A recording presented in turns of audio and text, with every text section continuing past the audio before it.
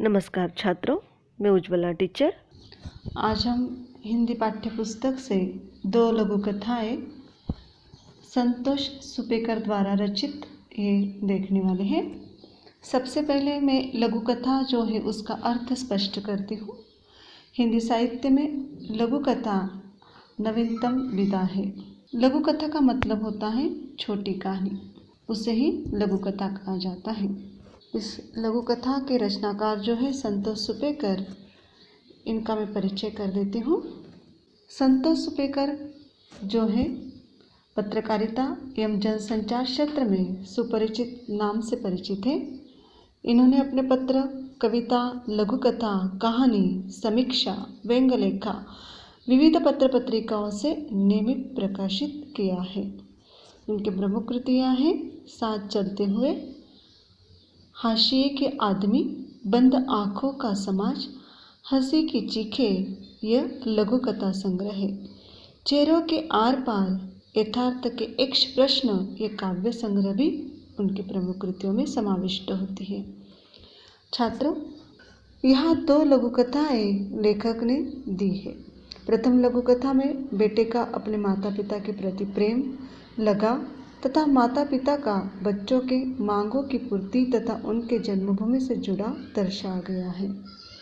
और दूसरी लघु कथा जो है उसमें संस्कार कैसे किए जाते हैं, इसे बड़े ही सुंदर ढंग से लेखक ने दर्शाया है। आज हम सबसे पहले जो लघु कथा है उसका अभ्यास करने वाले हैं। पहली लघु कथा का नाम जो है वो है अर्जी। अर्जी यानी क्या? एप्लीकेशन कहा जाता है और हिंदी में उसे प्रार्थना कहा जाता है। अर्जी नामक ये पाठ जो है ये लघु कथा है। इसमें लेखक ने बड़े ही मार्मिक और मोह ढंग से अपने बेटे का अपने माता पिता के प्रति प्रेम तथा माता पिता का बच्चों की इच्छा पूर्ति के भाव को दर्शाया है। इसके साथ ही पाठ में व्यक्ति का उससे जन्मभूमि से जुड़ा वो अथाह प्रेम भी दर्शाया है। जो लघु कथा है उसका मैं वाचन करती हूँ, अर्थ स्पष्टीकरण करती हूँ और शब्द का अर्थ भी मैं आपको बताती हूँ। ध्यान से सुनिए। हर वर्ष की तरह इस वर्ष भी राघवेंद्र पत्नी बच्चों सहित अपने पैतृक कस्बे में आया हुआ था। पैतृक शब्द का अर्थ क्या है? पिता संबंधी। कस्बा यानी छोटा सा गांव। नौकरी से छुट्टियां न मिल पाने की मजबूरी को चलते वह चाहकर भी हफ्ता 10 दिन से ज़्यादा यहाँ नहीं रुक पाता है, लेकिन उसकी इच्छा रहती है कि अम्मा बाबूजी पूरे साल नहीं तो 2 साल में 2-3 महीने तो उसके साथ मुंबई में ज़रूर रहे। हर एक बच्चे की इच्छा होती है अपने माँ बाप अपने साथ ही रहे, लेकिन आज गांव छोड़कर बहुत सारे लोग जो हैं शहर में जाकर बस गए हैं। अपनी जिजीविका यानी जीवन जीने की कला को लेकर वो गांव छोड़कर शहर में बस चुके हैं। वैसे लेखक का हुआ है कि वो अपना गांव छोड़कर मुंबई में जाकर बसे हुए हैं और इसलिए उनकी इच्छा होती है कि जो उनके माता और पिताजी हैं वो उनके साथ पूरे साल नहीं कम से कम महीने में एक बार तो भी उनके साथ रहना चाहिए, ऐसी अभिलाषा व्यक्त करते हैं। बच्चों को संयुक्त परिवार मिले, दादा दादी का भरपूर प्यार मिले। संयुक्त शब्द का अर्थ है जुड़ा हुआ परिवार। दादा दादी का भरपूर प्यार मिले। अनीता उसकी पत्नी भी यही चाहती है। यही सोचकर उन्होंने 5 कमरों का एक फ्लैट खरीदा है, पर वह न जाने क्यों अम्मा बाबूजी वह बहुत कम जाते हैं।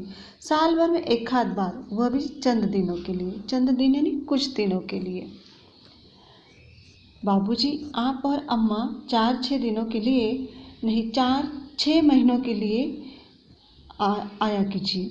इतनी जल्दी लौट जाते हैं तो मन कचोटने सा लग जाता है। कचोटना शब्द का अर्थ है बहुत दुखी होना। उसने पिछली बार उनसे जब यह कहा तो वे बोले, बेटा मैं कितनी बार कहूँ तुझसे, वो छोटा सा कस्बा ही हमारी जन्म और कर्मभूमि है। कर्मभूमि कार्य करने का स्थान। हमें वहाँ के अलावा और कहीं ज़्यादा अच्छा नहीं लगता। महानगर के तेरे इस बड़े से फ्लैट में हम 4-8 दिनों से ज़्यादा नहीं रह सकते हैं। जो गांव से जुड़े हुए लोग रहते हैं वो अपना गांव नहीं छोड़ सकते हैं। गांव का और उनका रिश्ता एक ही हो जाता है। इसलिए अपने बच्चे जो है बड़े होकर अपनी जीवन जीने के लिए शहर में जाकर बसते हैं तो माँ बाप के लिए बड़ी बड़ी कठिन समस्या हो जाती है। बच्चे चाहते हैं कि माँ बाप उनके साथ आकर रहें, लेकिन माँ बाप की इच्छा रहती है कि जहाँ पर उन्होंने अपना जीवन व्यतीत किया है, जहाँ पर उन्होंने अपना कार्य जो किया है या कार्य करने का स्थान जो है उसे वो भी छोड़ नहीं पाते हैं। और इसलिए इस महानगर के बड़े शहरों में वो जाकर नहीं रहना चाहते हैं।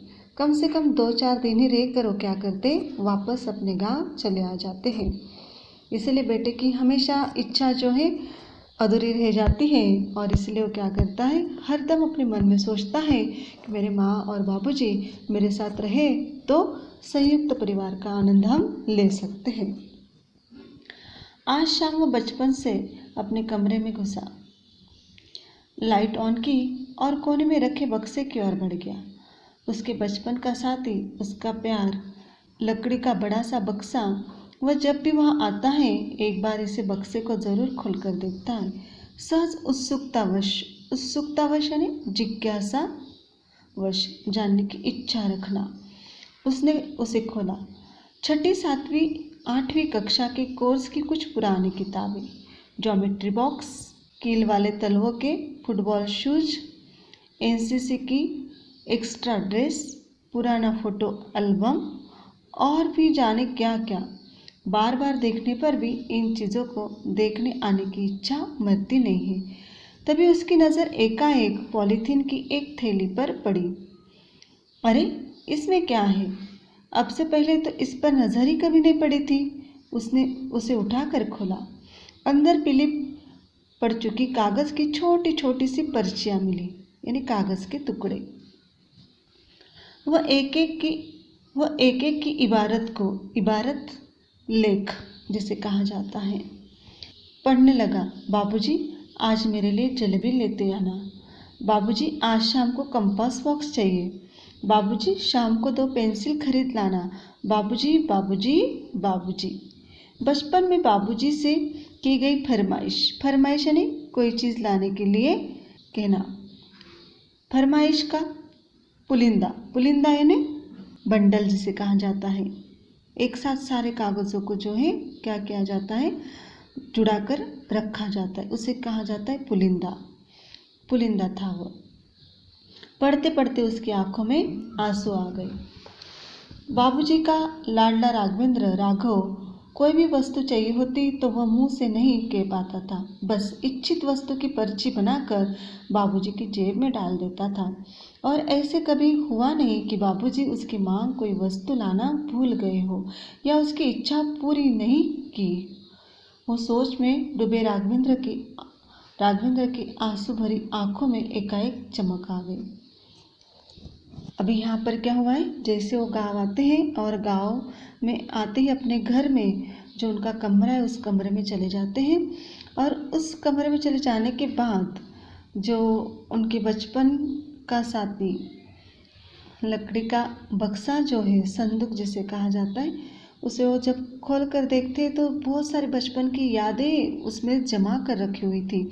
और एक एक यादों को देखते देखते उनके हाथ में क्या लग जाता है, एक पर्चियों का बंच जो है हाथ में आ जाता है, बंडल हाथ में आ जाता है।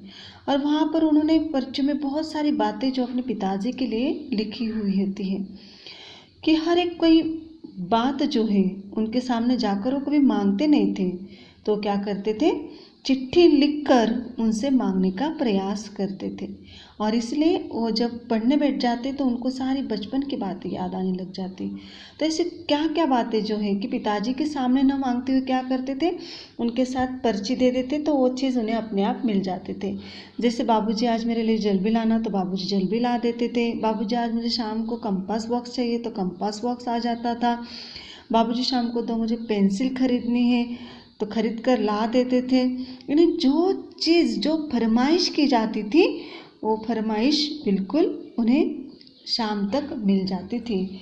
और ये सारी बातें देखकर जो राघवेंद्र है उसकी आंखों में आंसू आ जाते हैं और अचानक चमक से आ जाती है। पर्चियों को पॉलीथीन की थैली में रखकर उसने बक्से को बंद कर दिया। झटपट कागज़ की एक पर्ची बनाई और उस पर लिखा, बाबूजी मैं दिल से चाहता हूँ कि आप और अम्मा मेरे साथ चलकर मुंबई में रहे। हर साल कम से कम 2-3 महीनों के लिए। आपको कोई तकलीफ नहीं होगी। आपका राघव। जो बचपन में बातें करते थे, इबारत लिखते थे, वैसे उन्होंने क्या की है, कागज़ पर एक इबारत लिख दी है। और इबारत लिखकर वो क्या करते हैं, अपने पिताजी को देते हैं। बाबूजी के कुर्ते की जेब में उसे पर्ची को डालते हुए उसके हाथ अतिरिक्त रोमांच से काँप उठे। अतिरिक्त रोमांच से काँप उठना, आनंद या भय से रोंगटे खड़े हो जाना। पर मन आश्वस्त था कि उसकी यह अर्जी खारिज नहीं होगी। खारिज यानी अस्वीकृत नहीं होगी। ये उम्मीद लगाकर वो क्या करते हैं, बड़ी उम्मीद के साथ अपने बाबूजी के कुर्ते की जेब में वो पर्ची डाल देते हैं। इस कहानी में जो अर्जी है, प्रार्थना जो है, एक लड़के ने अपने पिताजी से की हुई है, जो संयुक्त परिवार का प्यार चाहता है। छात्रों, आज की परिस्थितियाँ बदल चुकी हैं। बहुत सारे लोग जो हैं गांव छोड़कर शहर की ओर बढ़ रहे हैं और अपनी रोजी रोटी नौकरी के लिए आ जाते हैं और वहीं पर बस जाते हैं। अपने माता और पिताजी से दूर हो जाते हैं। उनके मन में यही अभिलाषा रहती है, यही इच्छा रहती है कि हम सब एक साथ रहें। लेकिन जो बुजुर्ग होते हैं उन्हें अपने गांव से बड़ा लगाव रहता है और वो भी अपना गांव छोड़ना नहीं चाहते हैं। बिल्कुल उनका भी सही है। जहाँ पर उनका जन्म हुआ है, जहाँ पर उन्होंने अपना कार्य किया है, जहाँ पर उनका गांव और गांव में बसे घर और वहाँ की मानवता और प्रेम, इन सब बातों को छोड़ना नहीं चाहते हैं। क्योंकि उन्हें पता है कि शहर का जीवन कैसा है, चार दीवारी के अंदर, जो ना किसी से मिल पाता है, ना किसी से बातचीत कर पाता है। और इसलिए शायद बाबूजी जो है शहर में आकर ज़्यादा दिन रुक नहीं पाते हैं। और लेखक जो है, उनकी उम्मीद है कि वो हमेशा उनके साथ रहे, एक परिवार की तरह जुड़े रहे, क्योंकि वो भी तो अपनी नौकरी छोड़कर वहाँ नहीं जा पाते हैं। तो उनके मन की इच्छाएं किस तरह से पूरी हो सकती है? तो इस तरह से कि पर्ची जो है, यानी अर्जी जो है, वो मैं क्या कर सकता हूँ, पिताजी को वापस दे सकता हूँ। और ये अर्जी पढ़कर शायद मेरे पिताजी जो है वो मेरे पास आ सकते, इतना बड़ा विश्वास उनके मन में होता है।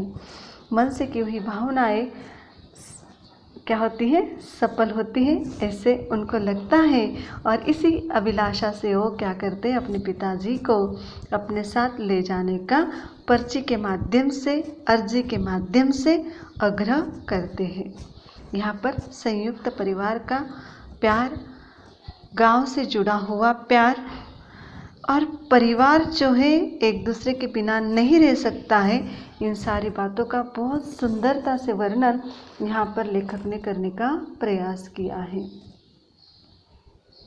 माता पिता के प्रति का प्रेम, माता पिता के बच्चों की इच्छा पूर्ति के भाव को बहुत सुंदरता से उन्होंने दर्शाया है। और हर व्यक्ति का उसके जन्मभूमि से जुड़ाव जो है, उसका भी प्रेम यहाँ पर लेखक ने बड़ी सुंदरता से दर्शाया है। छात्रों, ये लघु कथा आज हम यही समाप्त करते हैं। दूसरी लघु कथा हम दूसरी तासिका में देखते हैं।